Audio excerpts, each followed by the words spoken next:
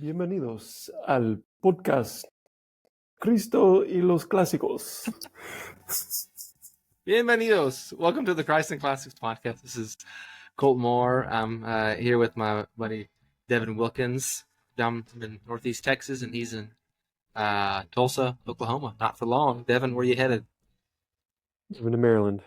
Oh, what are you doing in Maryland? Lord willing, I will teach again. Get back in the classroom. Teaching what? Teaching where and teaching what? I'll be teaching at Rockbridge, and it's let's see, I'll be teaching rhetoric and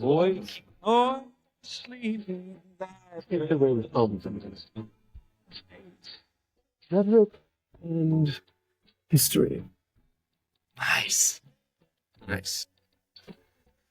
Well, it's been a while since we've recorded. We've kind of slowed down a bit. Life's been pretty busy on all fronts. And we're going to slow things down for the summer, try to do one episode a month. We have a couple of smaller episodes like this one interspersed throughout the summer. But Devin and I figured we would just reminisce on our last 3 months with C.S. Lewis. We read through his Chronicles, did an episode for each one of those 7 books. We also hosted Michael Ward out of Oxford, and he kicked us off with his Planet Narnia. We also read 3 short essays by Lewis, some of his more technical and argumentative writings, and those were brilliant as well. And so we just like to discuss at least 2 things. What was our most enjoyable read from both of us, and what's something new that we learned, some takeaway that we gleaned that we didn't have before we started this whole Lewis segment.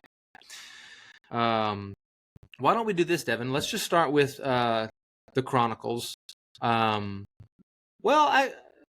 just start with the Chronicles, so we've read the Chronicles several times. Mm-hmm. And yeah, I know it. And so, like, Devin, which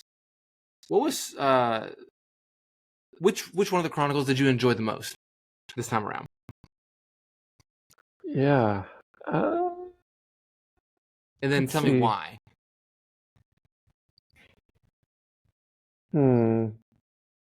Good question, Colton. I think I enjoyed different books based on the levels of reading. Oh, interesting. So maybe my first level reading, second level reading, and third level readings. Explain that for us first. I might have different favorite books for each of those. The first level just being kind of the rudimentary story that you're presented with that perhaps might grab a child's imagination and pull them in. The second level being that of the Christian significance, the Christian themes. Mm-hmm. And the third, and this will get to my kind of big takeaway this go around, is the planetary or cosmological level of significance that Dr. Ward especially helped us draw out in regards to Planet Narnia. So good. Yeah. Which Chronicle? I know it's not the last battle. You don't like the last battle too much, or rather, it's the most difficult one for you to read. I know that. It's weird. It's a slow burn because I actually enjoyed the last battle more and more as time has passed. I think maybe the last battle for this go around might take the cake for my second level reading. Oh, interesting. But not my first level. Okay. Well, let's use that taxonomy. So, for your first level reading, what chronicles stuck out to you? Like basic plot, storyline. What grabbed your attention most this time around in Narnia? Uh, I think I really enjoyed The Magician's Nephew this go around, just in terms of the excitement of that plot. Just in and out of world, Uncle Andrew. I mean, and thinking through who Uncle Diggory is, and the beginnings of Narnia. That was a blast. Yeah. That was originally my favorite Narnian chronicle. As I can't remember when I first read that, but it was overtaken by Silver Chair in college. But yeah, I think I really enjoyed Magician's Nephew again. What about Nice. you? And On first level? oh, first level would probably have to be, and it was really surprising because it's always kind of been a lower on the totem pole for me with Prince Caspian. And I think it's because right before we began the series, I listened to a lecture given by Joe Rigney on chivalry, and he made heavy use of Prince Caspian and illuminated some of the themes for me that I hadn't yet seen in the book, and so my mind was already heightened toward Prince Caspian and chivalry in that regard, and so that made the movement of the plot come alive, if you will. Seeing Caspian progress from this fairly sheltered little boy, but who was being taught the truth and slowly began to understand how he was being deceived by his uncle, and then how he grew into this child warrior man, especially with the help of King Peter as he comes along, and that was really good. I was surprised because The Voyage of the Dawn Treader has always been my favorite. I think because of the secondary level that you're talking about. The Voyage, I think, presents us with a robust view of the divine and mystical world that will be glory, going ever more toward the burning bright light, but your eyes adjust with it. So the brighter the light gets, the clearer your eyes see, rather than being blinded by the light.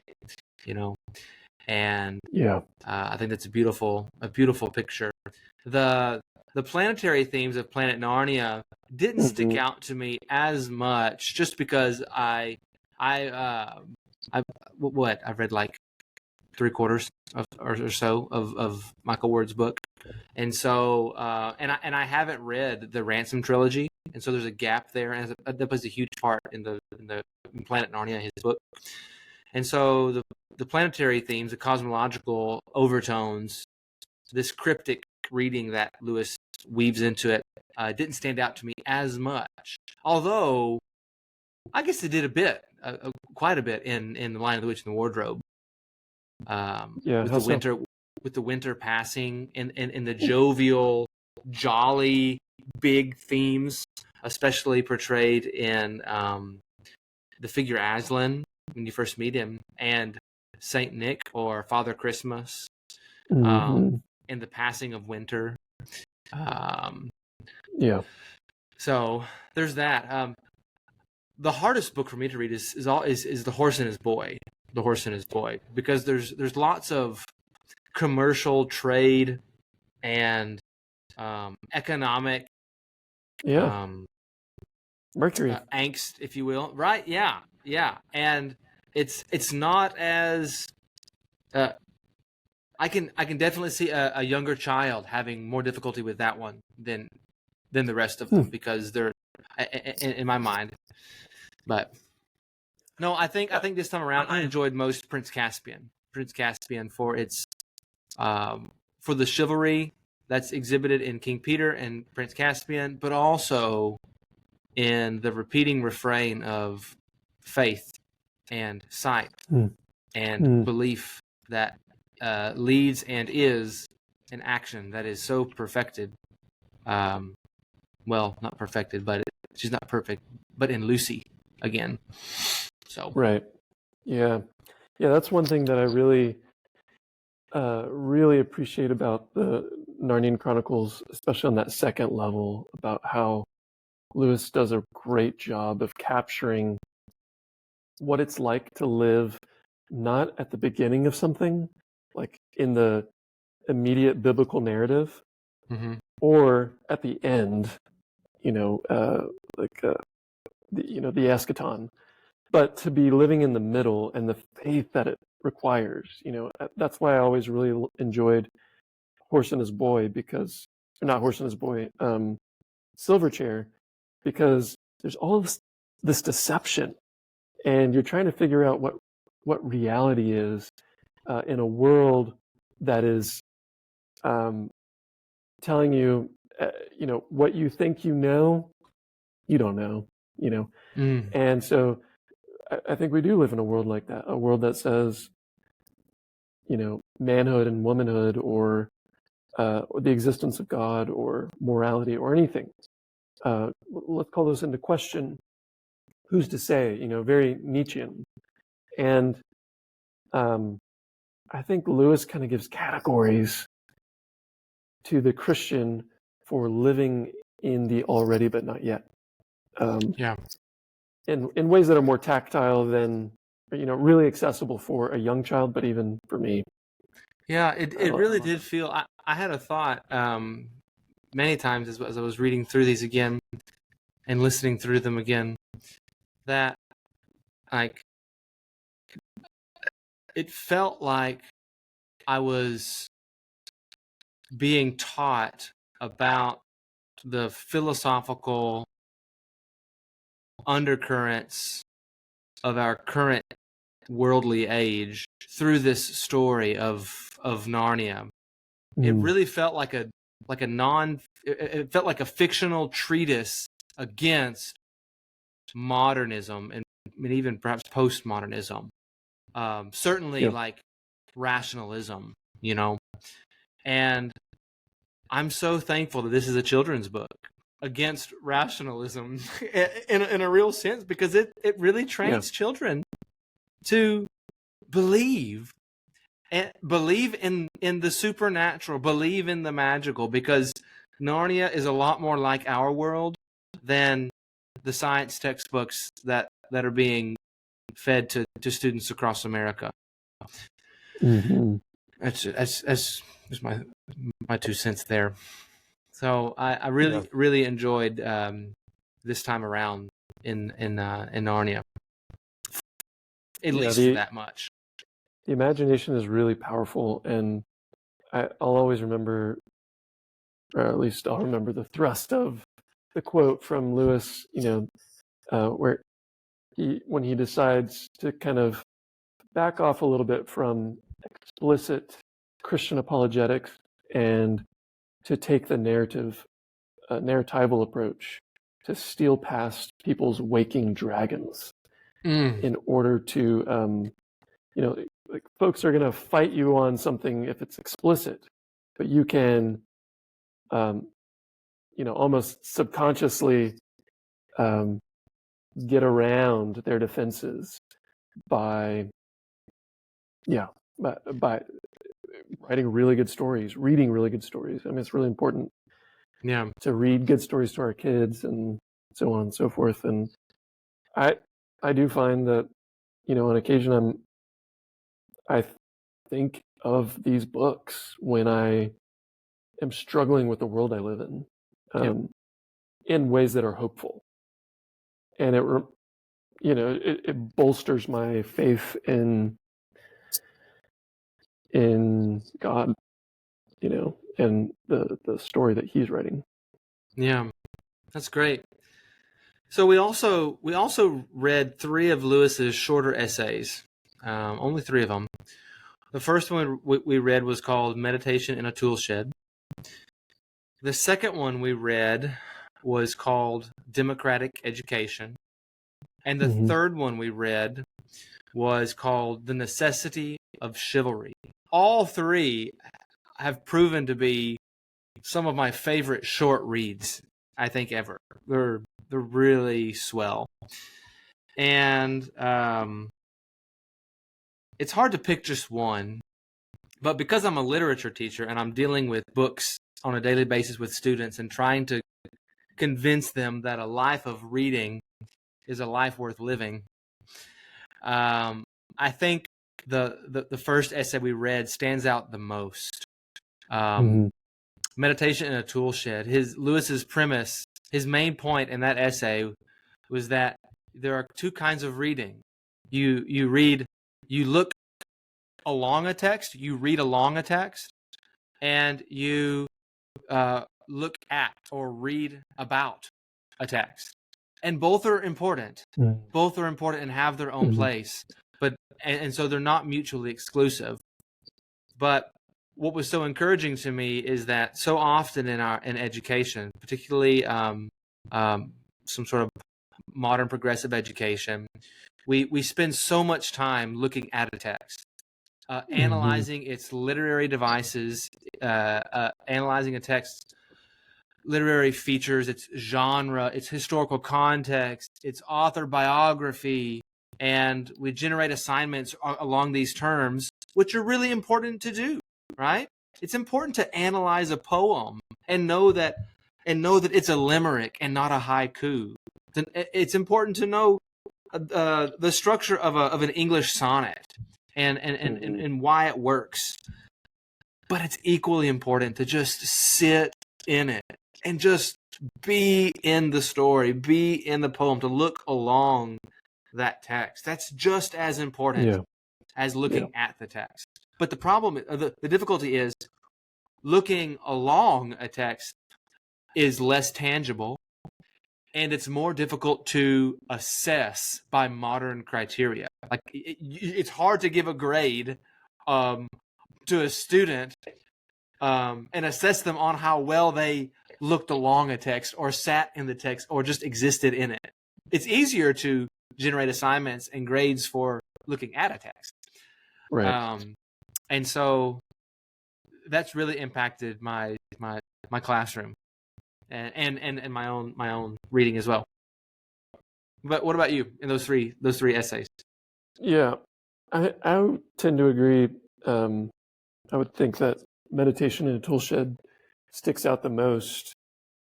And the thing that I gleaned from that this go around was it's not either or, really. I think effective reading and learning happens with both, and they inform one another. And I think prior to this, when I had read that, I'm not entirely sure that I saw them as inseparable, but more as kind of which approach do you take, And so our discussion was helpful along those ends, or those lines anyhow.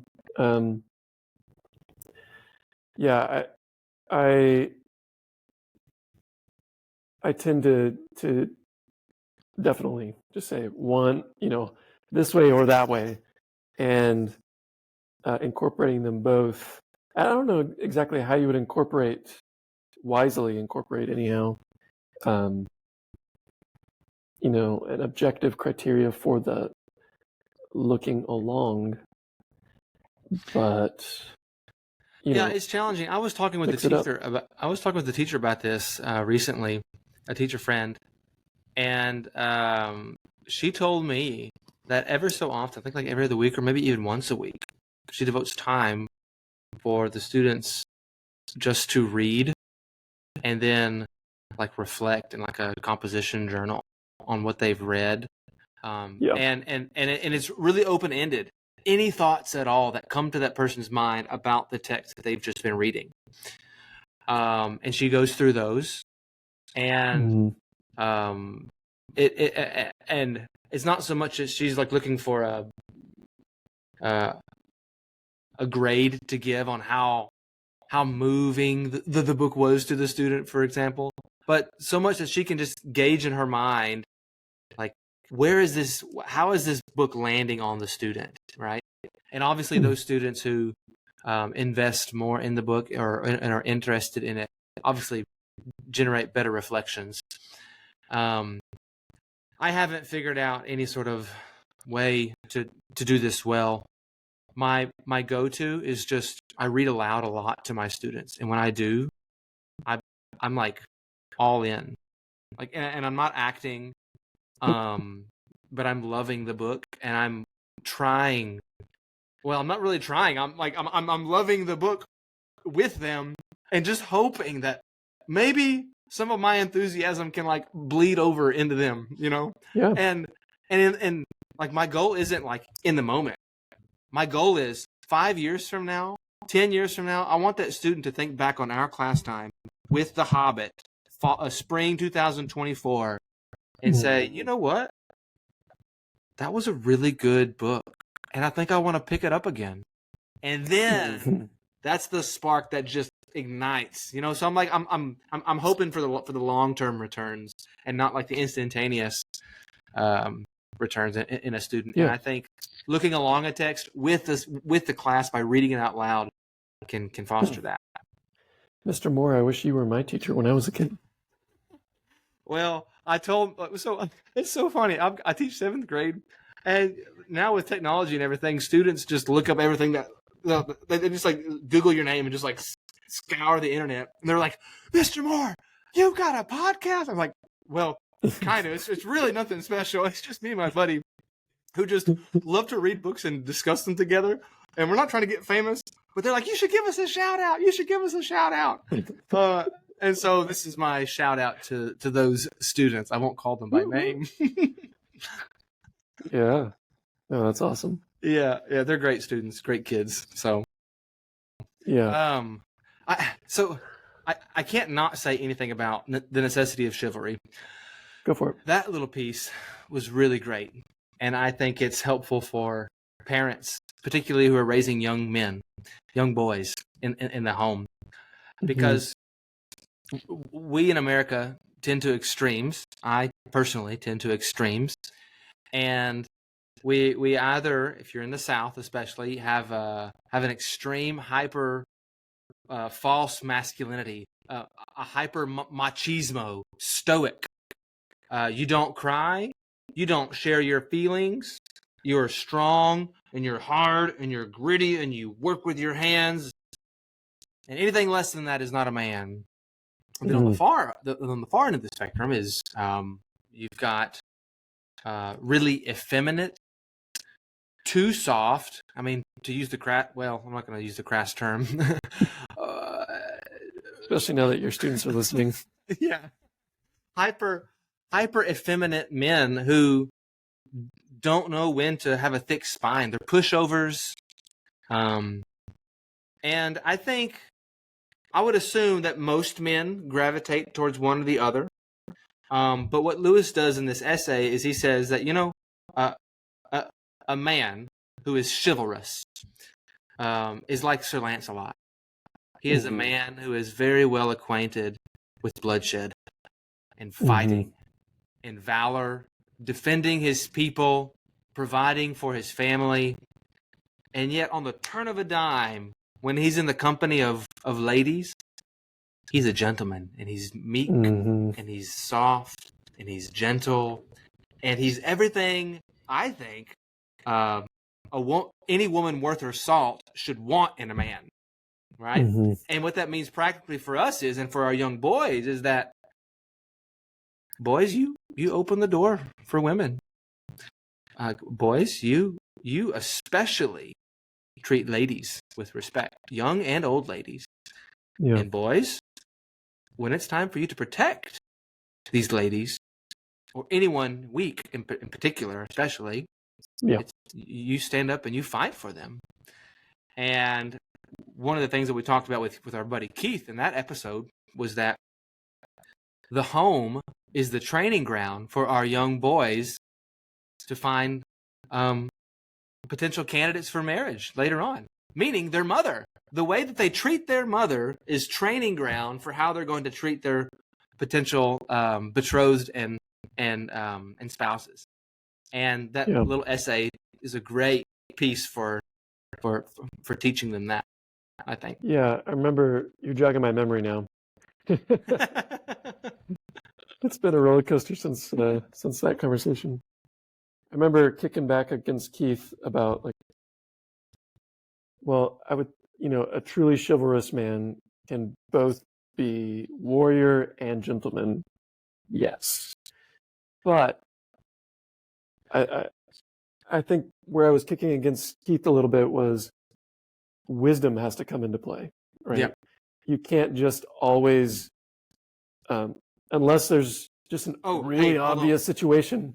Hey, hold on. I'm gonna have to cut this out. Donna is coming with Lucy, and she's gonna pick up the boys. The boys are like right over here. Hold on 1 second. My favorite Narnian book on the third level was all of them. It was just a whole new world that had opened up, and it was exciting. I really enjoyed it. So kudos to you, Dr. Ward. You cracked the code, the Narnia code, and it was just delightful. I mean, I never really cared for the horse and his boy much.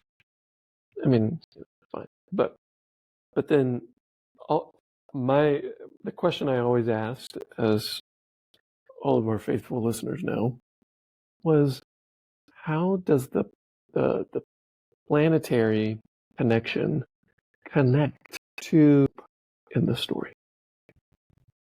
And that was just fascinating.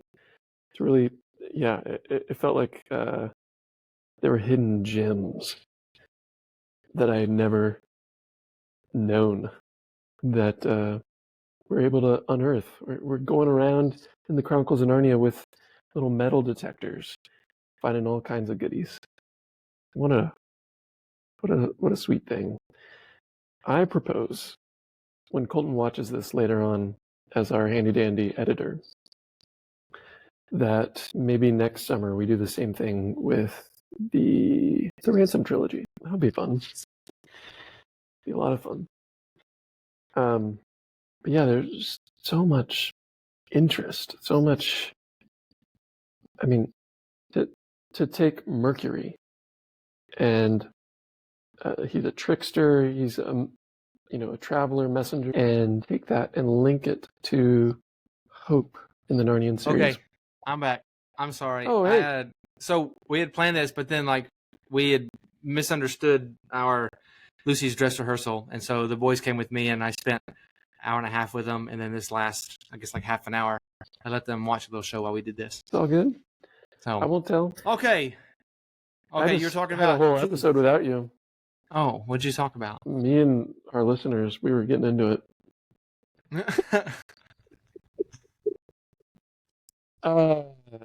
Yeah. Okay, so going back to Keith, I love Keith.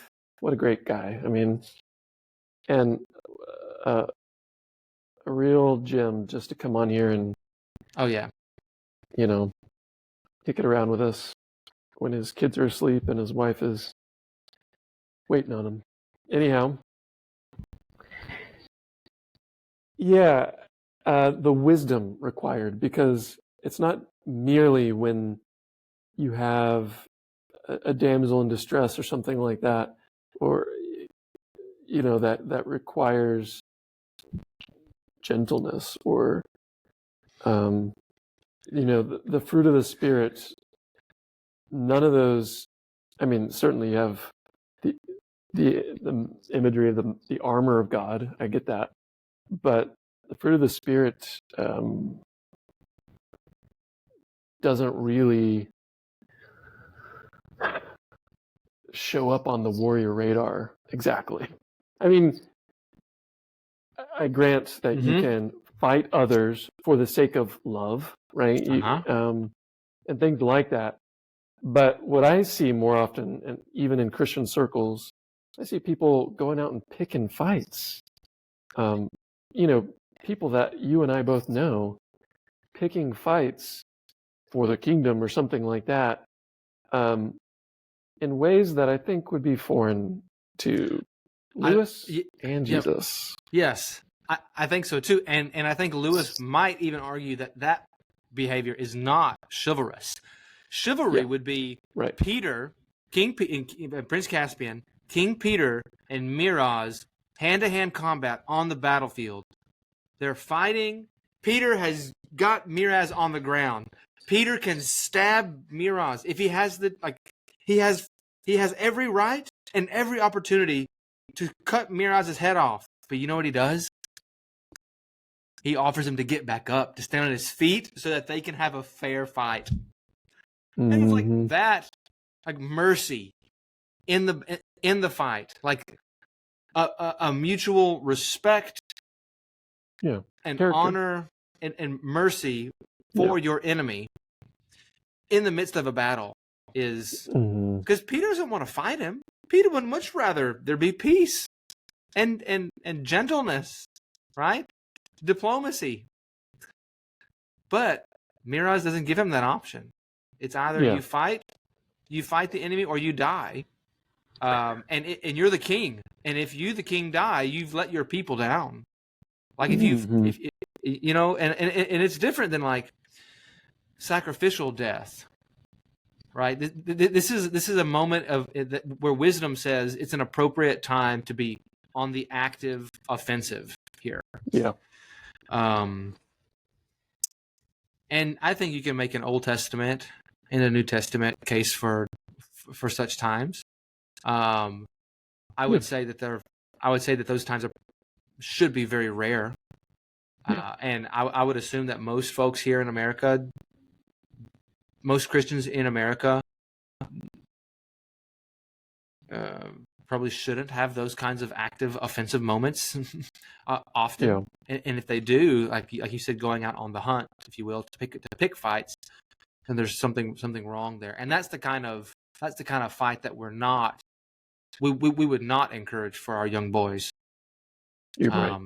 But it's the kind of fight that if your 12-year-old son is with your 8-year-old daughter, it's just a hypothetical scenario, and you've got a 12-year-old boy picking on your 8-year-old daughter, pushing her on the ground, kicking her, throwing dirt on her, that older brother better step in and take care of business. It doesn't mean pulverize the boy, but it does mean become heavy-handed and forceful with his posture to get that bad guy off of his weak sister. Yeah. So yeah, totally. And I think the world, when the world sees appropriate chivalry, they honor it, respect it, treasure it, in fact. And it's the foolish, even sinful misunderstanding of so-called chivalry. You know, I don't think people are out there necessarily calling it chivalry, but, you know, for the sake of the conversation, it deters the world. It deters, you know, folks because it's a poor testimony. It doesn't resemble Jesus or the David and the strength of his kingship, or Joseph, or, you know, Daniel, whomever you're looking at in the scriptures as